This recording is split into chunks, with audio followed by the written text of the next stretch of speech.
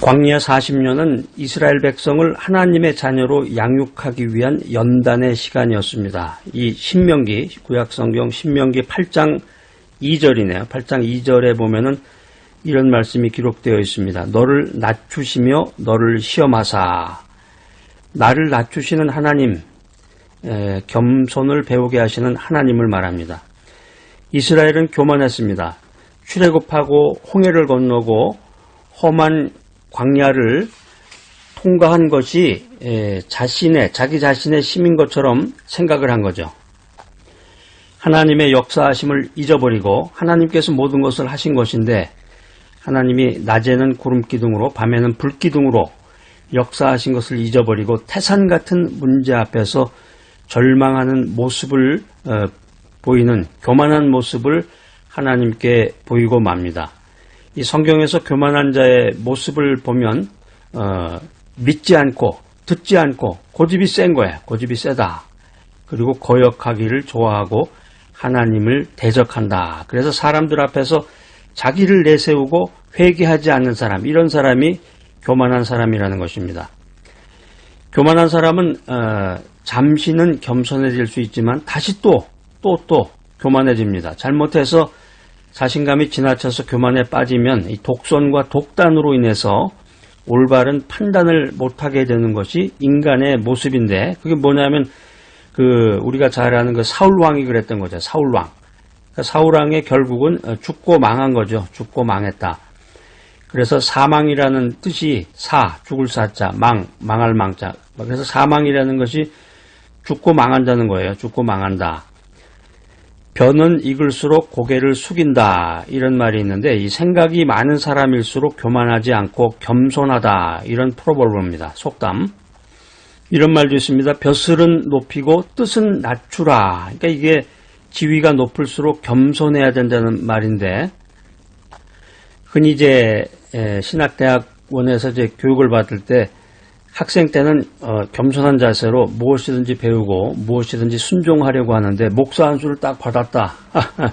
그러면 이제 어깨에 힘이 들어간다. 이런 얘기를 많이 하는데, 그래서 목사도 목사 한 수를 받으면 10년 동안은 침묵을 지키며 오로지 주님께 순종해야 하나님께서 그 갈 길을 인도하고 뜻을 주신다라는 것입니다. 높을수록 겸손하라. 그러니까 역사적으로나 이 동서고금을 막론하고 이 겸손이라고 하는 것은 겸손은 미덕으로 삼는 가장 중요한 가치관입니다. 겸손을 미덕으로 삼아야 우리가 좋은 가치관을 가지고 인생을 살고 하나님 중심의 인생을 살 수가 있습니다. 교만이라고 하는 것은 많은 지식으로 인해서 멸망으로 우리를 인도하고, 겸손은 적은 지식으로 사람을 풍요롭게 만듭니다. 그러니까 책을 많이 읽었다, 학위를 많이 받았다, 이게 중요한 게 아니라, 성경을 많이 아는 게 중요한 게 아니라 그 많은 지식이 오히려 나를 멸망하게 만든다는 거죠.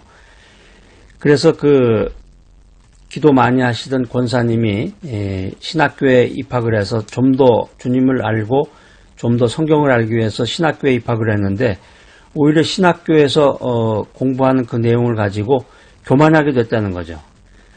지식이 부족하고 지위가 낮을 때에는 오직 기도하고 주님의 말씀 한마디 한마디에 귀를 기울였는데, 이게 조금 알게 되니까 이 자기가 알고 있는 그 지식을 가지고 스스로 멸망의 길을 찾아간다라고 하는 것입니다. 이 교만한 사람일수록 자기 스스로 높아지려고 하지만, 이 겸손한 사람은 스스로 낮추려고 하고, 작은 사람일수록 모든 사람을 자꾸 부리려고 그래요. 교회에서도 보면은 섬김의 자세를 갖지 않고 목회자들도 그런 사람들이 많습니다. 목사가 평신도를 자꾸 부려먹으려고 그러잖아요. 부려먹으려고. 근데 큰 사람일수록 모든 사람을 섬긴다는 거예요. 섬긴다. 이게 이제 요즘에 이제 서번트 리더십이라는 거를 우리가 이제 강조하고 있는데, 예수님의 리더십, 예수님이 사람을 대하는 태도가 그거잖아요. 모든 사람을 섬기려는 자세. 그러니까 교만한 사람일수록, 작은 사람일수록 타인의 조언에 귀를 막는데, 큰 사람일수록 좋은 말에 귀를 기울이게 된다라고 하는 것입니다. 그러니까 교만한 사람은 한마디로 자기가 잘났다는 거죠. 겸손한 사람은 만나는 사람보다 만나는 사람마다 무언가를 배우려고 하고 자기보다 높은 존재로 섬김의 자세를 갖게 됩니다. 교만한 사람일수록 항상 이제 상좌에 앉으려고 하는데, 상좌, 높은 자리죠. 그러니까 이게 어디 이제 이런 음식점이라든가 이제 룸 같은데, 일식집이나 이런 데 보면 이제 그 방으로 된 데 있잖아요. 그런 데도 보면은 상좌가 있고 하좌가 있어요. 높은 자리가 있고 낮은 자리가 있는데 웃기는 얘기지만, 그래서 떡하니 자기가 높은 자리에 앉아서 사람들을 거만한 눈치로, 그런 사람 많습니다. 특별히 목회자들의 경우는 참 이거 조심해야 될 것 같아요. 정말로 주님의 그 헌신된 모습, 섬김의 모습을 배워야 되고 사람들에게 전해야 될 입장에 있는 사람이 오히려 아나무인격으로 아주 교만한 자세로 사람을 쳐다보고 사람에게 대하는 그 말 한마디, 여기에 많은 사람들이 상처를 받게 됩니다. 교만한 사람은 다른 사람이 잘 되는 걸 못 견뎌하죠. 그러니까 사촌이 땅을 사면 배 아파한다, 이제 이런 속담도 있는데, 우리 주변에 있는 모든 사람들이 보면은 다른 사람이 잘 됐다 그러면 그냥 못 견뎌하죠. 자, 그러나 겸손한 사람, 섬김의 사람일수록 다른 사람이 잘 됐을 때, 다른 사람이 잘 나갔을 때 기뻐하고 그 사람을 축복하게 됩니다.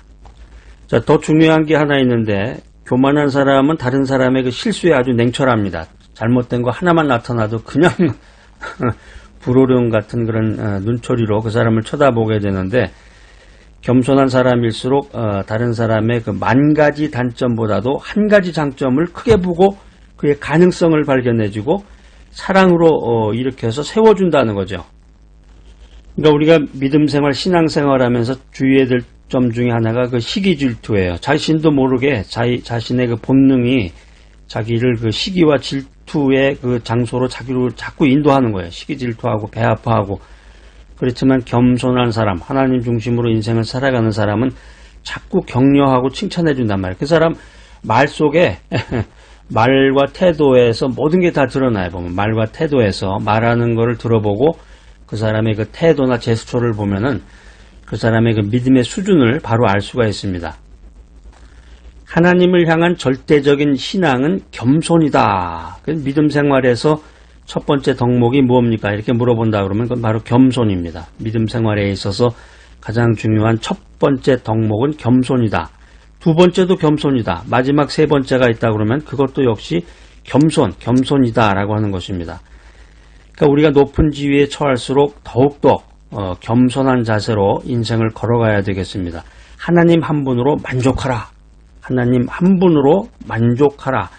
이게 겸손의 참 모습입니다.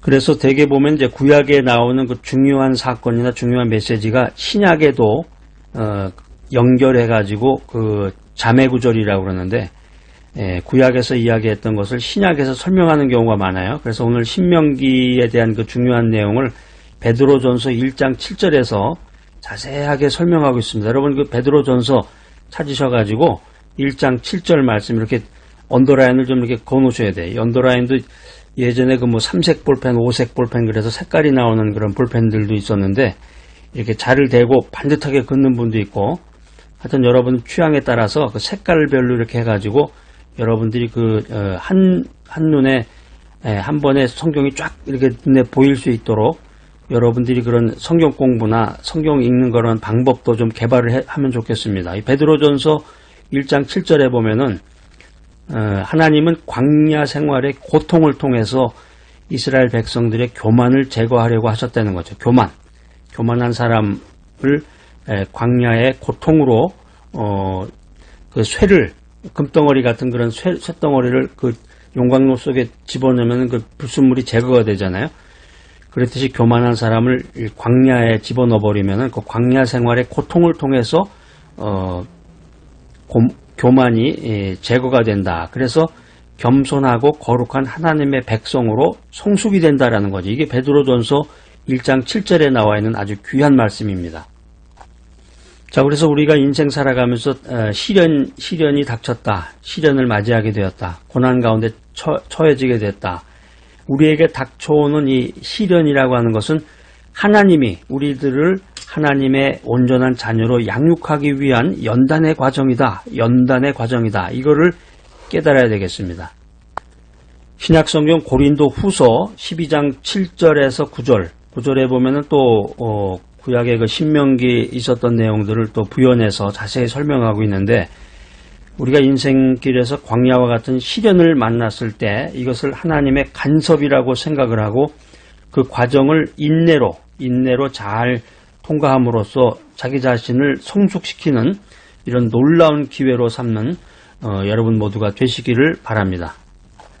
위기는 곧 기회입니다. 이 광야와 같은 시련기를 통해서 더 겸손해지고 강건한 믿음을 가진 우리 하나님의 자녀가 되어야 되겠습니다. 우리들의 삶 속에서 역사하시는 하나님의 도우심과 능력의 손길을 기억해야 합니다. 이 메시지 들으신 여러분들 혹시 하나님의 도우심과 역사하심은 그냥 깡그리 싸그리 잊어버리고 내 혼자 힘으로 내가 잘나서 내 능력 때문에 내가 생각이 뛰어나서 나 혼자 힘으로 내가 잘나서 인생길을 걸어왔다 이렇게 생각하고 있지는 않은지, 여러분 어떻습니까? 큰 문제를 당했을 때 하나님 없이 하나님을 의지하지 않고 또 낭망하며 좌절하지는 않았는지 여러분 한번 생각해 보시기 바랍니다. 그래서 깨어 기도하라. 그래서 말씀으로 코멘터리를 받고 말씀으로 지혜의 말씀을 듣고 이 교만을 회개해야 됩니다. 기도하면서 이 교만을 회개해야 된다. 그래서 겸손하고 전능하신 그 주님의 팔 아래서 주님만을 의지하는 인생길을 살아나가야 된다라고 하는 것입니다.